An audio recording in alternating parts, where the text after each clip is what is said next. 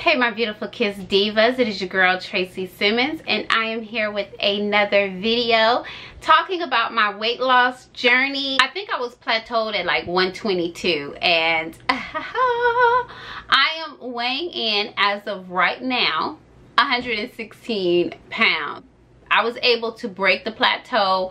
I think on the last update I did, I was trying a tea, which helped me lose about a couple of pounds, but I was still like plateaued for a whole other month. So yeah, but I was able to break it with consistency. But before I get into all of that, I do want to talk about this scale right here. This is what I've been using to weigh myself. I am in love with this scale. I can't talk to you guys enough about this scale. Why I love this scale, it's because it breaks down everything. I was going through times throughout my journey where the scale wasn't moving, and I would get depressed, and I would, you know, even cry sometimes, because I'm like, I'm working my butt off, I'm doing everything I'm supposed to do, and the scale is not moving. When in reality, I was shrinking. I was gaining muscle at the same time I was losing, so the scale wasn't moving like I wanted to. And this scale breaks everything down for you. It lets you know, hey,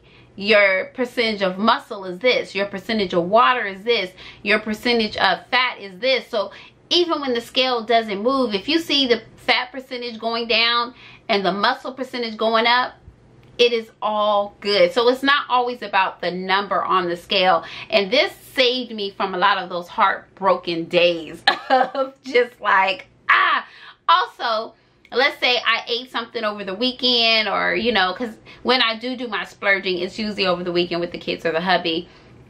And I can weigh myself, where before I would think I've gained 2 or 3 pounds back. Now I can look at my water percentage and say, oh, I'm retaining a whole lot of water, you know. So I love this. It really helps a lot with the figuring out. So if you are looking for a scale, definitely check this out. These type of scales are usually expensive, but I do have a 60% code, so it makes it very, very affordable. You're going to pay the same price of this scale as you're going to do the regular scale. So definitely check out my link, use the discount code, and save 60% on this body analyzer, because that's what it is. It analyzes and breaks down your body.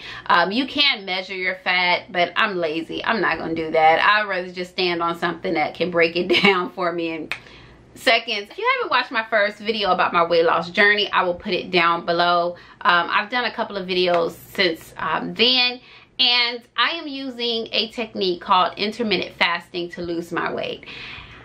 I have seen, you know, and I found it on YouTube. I was struggling with my weight loss. Basically, I feel like my metabolism was completely destroyed from yo-yo dieting, gaining 10, losing 10, gaining 20, losing 20, over and over and over again. I found intermittent fasting, and it made a world of difference, because I could not get my body to do what I wanted it to do for nothing, no matter what I did.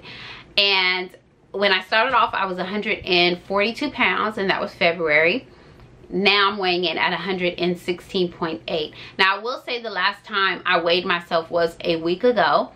I usually weigh in Sundays or Mondays.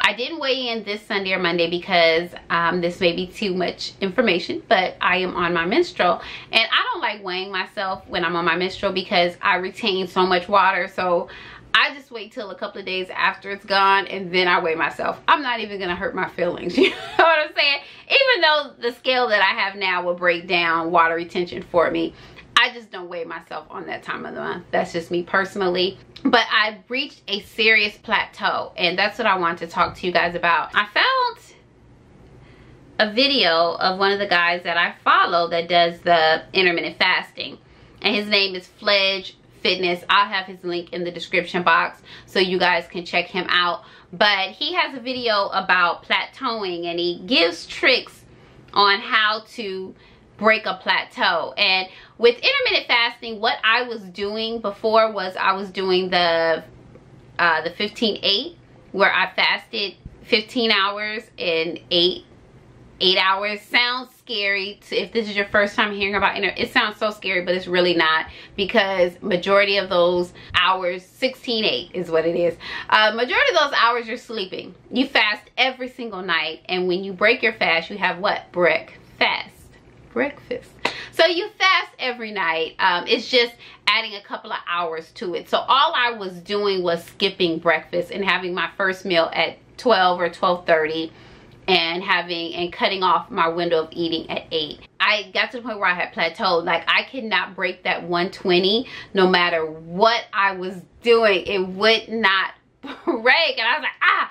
But I saw his video when he talked about doing extending your fast. So what I would do was extend my fast just once a week to 48 hours. So like, I would have my last meal, you know, let's say Friday, and then my next meal would be Sunday. It was like just enough to break that plateau, to switch it up. And it was a lot easier than what I thought it was gonna be. But if you guys follow me on Instagram, you guys know I just got back from New York. Some of you guys asked if I was doing intermittent fasting while I was there. Well, I started off doing it. When I first got there, the first day and a half, because I was there about 4 days, I did pretty good. After that, it went just straight downhill. But I will say this, when I got home to jump back on it, it was extremely hard. I felt like it was the very first week. The very first week when I did intermittent fasting, it was so hard to do. And then after a while, my body got adjusted and it was second nature. And I went through that same thing when I got back from New York after eating 3 or 4 days of junk, all different hours and all of that. It was like so hard to jump back on. A lot of people ask what I eat in a day, and those videos are kind of hard for me to record because I'm not at home all day to record that for you. I did take a picture of what I ate today at lunch, which was my first meal of the day, and it was a quinoa mix with like spinach, tomatoes, and a little bit of feta cheese and some cauliflower. And you guys know my lifestyle is a little more on the vegetarian side, so that's what I ate. And usually on my last break of the day, this is what I've been doing lately, I'll have maybe I had a fruit bowl where I ate a fruit bowl or something like that. You know, I keep it very simple, nothing complicated, and I may eat something right when I get home, as long as it's, you know, in my window. And so that's what I've been doing lately. I got a lot of messages on people saying that it doesn't work for them. You know, this intermittent fasting is great, and I feel like it works different on everybody, but I feel like it's very different on women because our body makeup is different. We have hormonal issues, and our body is designed more to hold on to things. So for some people, they can do intermittent fasting alone and lose weight. I was not able to do that. I had to still stay in a deficit of what I ate. I couldn't just eat whatever I wanted in this window and think I was gonna lose weight. That didn't work for me. And I don't know if that's because I'm 40. I don't know if that's because I'm premenopausal. I don't know what else. I don't know, but it didn't work for me. Also, when I went to New York, I had to do the whole bathing suit thing, and I went to New York at 117 pounds.